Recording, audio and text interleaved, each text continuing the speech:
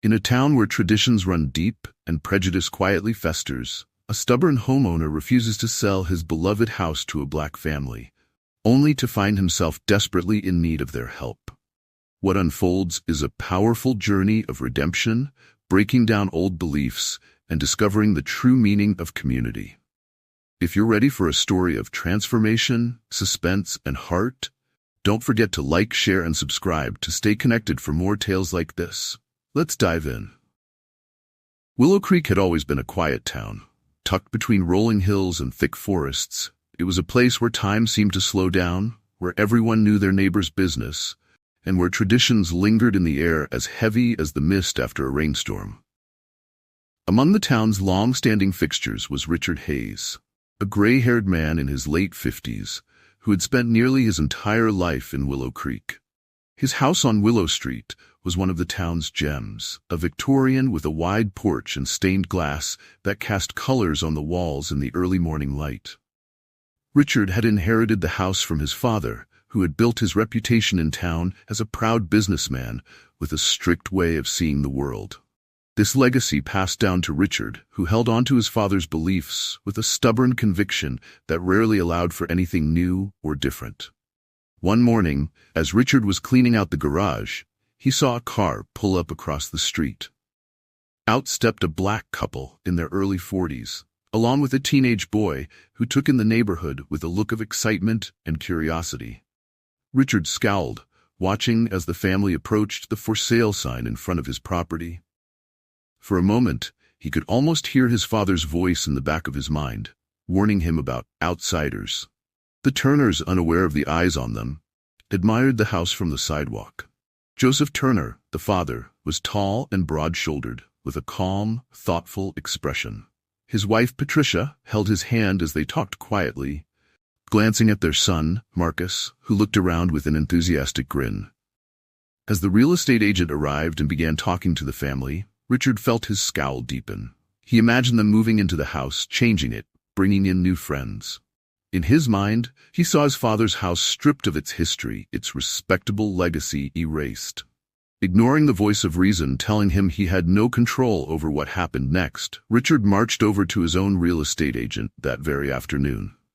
"Look," he said, keeping his voice low, "I don't want just anyone in that house, you understand?" The agent gave him a strange look. "Richard, you can't exactly control who buys the property. I mean, they made the highest offer. We'd be foolish not to consider it." Richard's face tightened, and after a tense exchange, the agent reluctantly agreed to hold off on the Turners' application, even though Richard's reasoning was flimsy at best. The Turners received the news a few days later. The agent apologized and explained that there had been a complication with the sale. Patricia sensed the reason, but said nothing, squeezing Joseph's hand and holding her head high. Determined not to be discouraged, the Turners found a different house only a few blocks away. The new place was cozy, a little smaller but charming in its own way. Soon enough, they were moved in, becoming the newest residents of Willow Creek. Richard, who noticed them from time to time, felt a mixture of relief and resentment. The weeks passed, and though the Turners were no longer interested in his house, Richard found his thoughts frequently wandering back to them.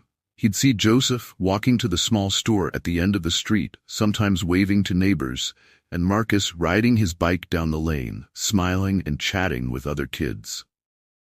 It was a friendliness that he was unaccustomed to, something that seemed to disrupt the predictability of his life. Then, one evening, Richard was jolted awake by a loud bang. He hurried down the stairs, heart racing, to find the window in his living room shattered, with glass shards scattered across the floor. He peered outside but saw no one, only footprints in the mud near the house. Anger and paranoia took hold of him. In his mind, he pictured the Turners. He could imagine them sneaking around, causing trouble. Though he knew it was irrational, the thought settled in his mind like a splinter, growing worse with each day. A few nights later, Richard was closing up for bed when he felt an odd twinge in his chest. At first, he ignored it, but as the pain grew sharper, he stumbled, his vision blurring. He tried to reach the phone on the table, but his legs felt like they were made of lead. In a moment of helplessness, he crumpled to the floor, gasping for air. Outside, Marcus Turner was taking a late-night stroll. He heard the faint sound of something crashing inside Richard's house. Peering through the window, he saw the older man on the floor, struggling to breathe. Without a moment's hesitation, Marcus ran back to his house to get his father, who worked as an EMT before they moved. Joseph responded instantly. He ran over with his medical bag and got to work, calling for an ambulance while trying to stabilize Richard. Through the haze of pain, Richard caught glimpses of Joseph's face, calm and focused, hands steady as he worked to help him. By the time the paramedics arrived, Joseph had stabilized Richard enough for the ride to the hospital. Richard woke up in a sterile hospital room, his body heavy and stiff from the ordeal. As he blinked against the bright light, he remembered fragments of the night before. The pain, the darkness, and then, somehow, the face of Joseph Turner leaning over him. His chest tightened, but this time it wasn't due to illness. The realization gnawed at him. The man he had snubbed, the man he resented, had been the one to save him. When the nurse arrived, she informed him that the Turners had checked on him earlier that morning. "Mr. Turner even left his contact number," she said, handing Richard a piece of paper with Joseph's phone number scrawled in neat handwriting. Richard stared at the paper, the digits blurring in his vision as he fought back a swell of bitterness. The nurse glanced at him curiously, but he muttered a brief "thank you" and set the note aside. Over the next few days, Richard's physical recovery progressed slowly, but the quiet of the hospital room allowed his mind to wander into uncomfortable territory. Every time he closed his eyes, he saw Joseph's steady hands, Marcus's look of worry, and Patricia's brief but reassuring presence. He found himself unable to shake the image, plagued by the idea that perhaps he had been wrong. The notion felt absurd, foreign. His entire life, he had believed in the wisdom of his father's narrow worldview, but now he questioned if that legacy was worth the isolation he felt now. When Richard returned home, his house felt strange, emptier, colder, and somehow unfriendly. He struggled with daily tasks, each movement a reminder of his weakness. One evening, as he fumbled with groceries on his front porch, the bag tore, sending cans rolling down the steps. Just as he was about to curse his luck, he heard a familiar voice. "Need a hand?" Looking up, he saw Joseph Turner standing at the foot of the steps, with Marcus a few paces behind him. Richard felt his face flush, a mix of embarrassment and resentment bubbling up. But he swallowed his pride, mumbling, "Well, I guess I could use some help." Joseph picked up the scattered groceries, handing them back to Richard with a friendly but cautious smile. "Glad to see you're back on your feet," he said simply. Marcus, smiling broadly, gave a wave and asked, "Mr. Hayes, you good now?" Richard grumbled something incoherent, avoiding eye contact, but for the first time he felt a sliver of shame. This family had no reason to help him. They could have ignored him, left him to his fate that night, and yet here they were, going out of their way to lend a hand. As the days passed, Richard saw the Turners more often. Marcus would offer to mow his lawn, and Patricia stopped by with a casserole one evening, explaining it was just extra from dinner. Bit by bit, the interactions grew longer and friendlier, though Richard still held on to a sense of reserve. One rainy afternoon, as Richard was reading on his porch, he saw Marcus walk by, carrying a heavy backpack and looking worn out. Richard called him over. "You still in school?" "Yeah, just started high school this year," Marcus said, wiping the rain off his face. "I want to go to college one day, study engineering or architecture, maybe." Richard felt a strange pang in his chest. He'd never thought about what young people, especially those he once considered outsiders, aspired to. His father's teachings had painted them as different, unworthy. And yet here was Marcus, polite and ambitious, with dreams that felt oddly familiar. As the conversation lingered, Richard surprised himself by offering, "If you ever need a reference, I know some folks in the education system around here." Marcus's eyes lit up with gratitude. "Thank you, Mr. Hayes. I'd really appreciate that." But that night, Richard couldn't sleep. He was struck by how easily Marcus had accepted his help, not as an obligation but as a genuine gesture. He couldn't understand why the Turners were so willing to overlook his behavior, his prejudice. His entire life, he had seen kindness as something to be reserved for those like him. The Turners had shattered that belief without even trying. A few days later, Richard invited Joseph over for a cup of coffee, a clumsy, awkward attempt at friendship. As they talked, Joseph shared a bit about his life before Willow Creek, about the challenges they'd faced in moving to a new town. Richard listened, feeling a twinge of guilt and a desire to explain himself.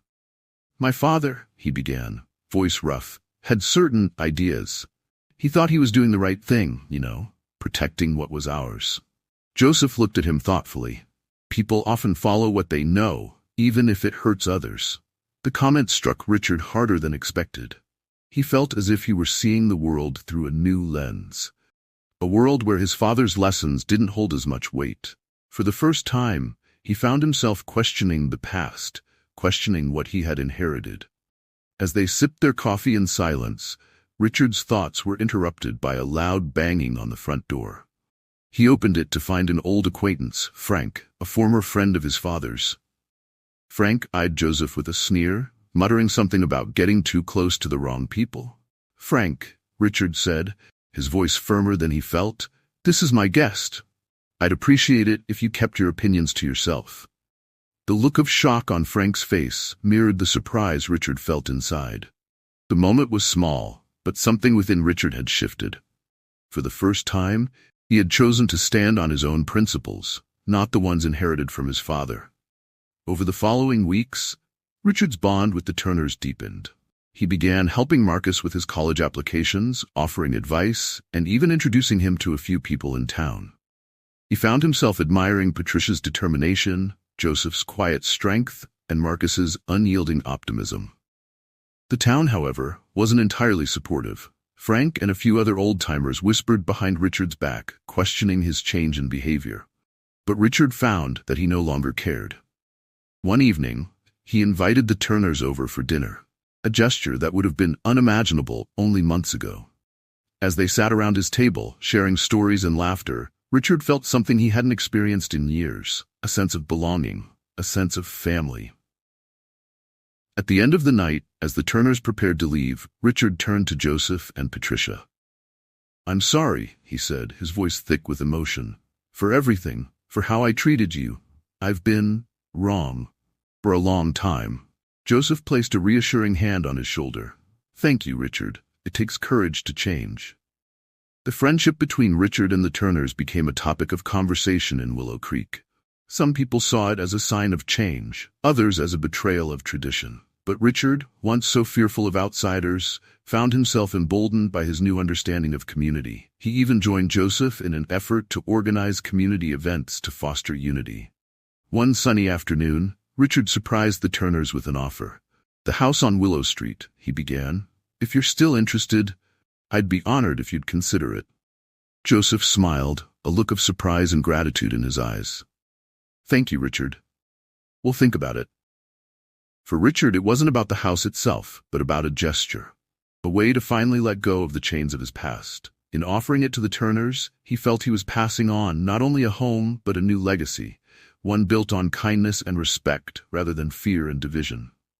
As the months passed, Richard found himself transformed. Willow Creek felt warmer, more open, and for the first time, Richard felt as though he was truly part of it. The Turners hadn't come to Willow Creek on a whim. They had left behind the bustling city where Joseph had worked as an EMT for nearly 20 years. He had seen more tragedy and hardship than most people could imagine. Victims of accidents, illnesses, violence, and despair. After one particularly harrowing shift that left him feeling hollow, he realized he wanted a quieter life for his family. A place where he could catch his breath and see his son, Marcus, grow up away from the turmoil. Patricia, always the grounding force, supported the move. As a high school teacher, she had witnessed firsthand the pressures city life imposed on young people. She wanted a community that valued family, where Marcus could pursue his dreams without constantly looking over his shoulder. Their dream, however, had its challenges. Moving to Willow Creek wasn't simply a change of scenery. It meant venturing into a place where the past clung to every corner, where they were still seen as new. But they were determined to make a life for themselves here, regardless of the whispers or sideways glances. This resilience and hope for a better future became the quiet armor they wore. though neither Patricia nor Joseph discussed the subtle discrimination they felt. They were here for Marcus, for their family, and to create something lasting. As Richard recovered, he spent many evenings on his porch, staring into the town he had once known so well, but now felt distant from. Memories of his father's lessons weighed on him like a fog, distorting his perception of the present. His father had been a man of rigid principles, teaching him that the world was divided into us and them, that differences were to be feared, outsiders mistrusted. But sitting alone in his old Victorian with only the silence for company, Richard began to feel the emptiness of those teachings. His father had always said they were about protection. But who had they really protected? Richard had no family of his own, no one to share his life with, and no legacy worth leaving behind. For the first time, he felt the sharp pain of regret. The Turners, he realized, had something he didn't, a bond that radiated warmth, laughter that echoed in their home, and an optimism he had never truly understood. They had faced prejudice with dignity and responded to his coldness with kindness. The old ways of thinking, the inherited grudges, felt hollow compared to the reality of the Turners' generosity. One afternoon, when dark clouds loomed over Willow Creek, Marcus stopped by Richard's house to help with a broken fence. As they worked, the rain began to fall, a steady drizzle that soaked through their clothes and turned the ground to mud. They took shelter on the porch, both soaked and shivering, and Richard surprised himself by opening up. "You know, Marcus," he said quietly, looking out at the rain, "I haven't been a good neighbor, or a good man for that matter." Marcus, ever thoughtful, looked over at him. "People can change, Mr. Hayes." Richard shook his head, as if shaking off a lifetime of shadows. "I grew up thinking things about people, about folks like you and your family, that were all wrong. My father, he passed on a lot of ideas that I didn't question." The rain dripped from the porch roof, punctuating the silence, as Marcus gave him a chance to continue. For a moment, Richard thought Marcus might be angry or dismissive. But Marcus simply nodded. "My dad says it's never too late to start questioning things. He told me that you're the only one who can choose what you pass on to others." It was a simple statement, but it struck Richard deeply. The young man's quiet wisdom seemed far beyond his years. And as they sat there, side by side in the rain, Richard realized he wanted more than anything to change what he had become. He wanted to let go of his father's grip on his life. One evening, Patricia invited Richard to dinner, sensing the shift in him, and hoping to show him the kindness he had long denied himself. They spoke over a hearty meal, and Richard noticed how natural it felt to sit at their table, listening to their laughter, watching the easy way Joseph and Patricia shared glances, how Marcus laughed freely, without worry. Patricia shared stories of her students, of the dreams they carried, and Richard found himself captivated by her passion for teaching, her belief in her students' potential. She had an ability to see past the surface, to recognize people for who they truly were, rather than for how they looked or where they came from. After dinner, Patricia pulled him aside and gently spoke. "Richard, there's a kindness in you that you've hidden, a generosity you've kept locked away. I see it every time you look at Marcus, or when you help Joseph. Let it out. It'll bring you more peace than you realize." For Richard, it was as though she had spoken directly to a part of him he had long buried, a part that yearned for redemption. Her words gave him permission to be someone different, someone he hadn't dared to imagine. Not everyone in Willow Creek welcomed Richard's friendship with the Turners. Some of his old acquaintances grew distant. Others muttered about him betraying his roots. Frank, the loudest critic, often cornered Richard at the store, muttering about loyalty and tradition. But for the first time, Richard didn't feel swayed by their opinions. He no longer felt the need to justify his actions to those who were stuck in the same toxic beliefs he had begun to shed.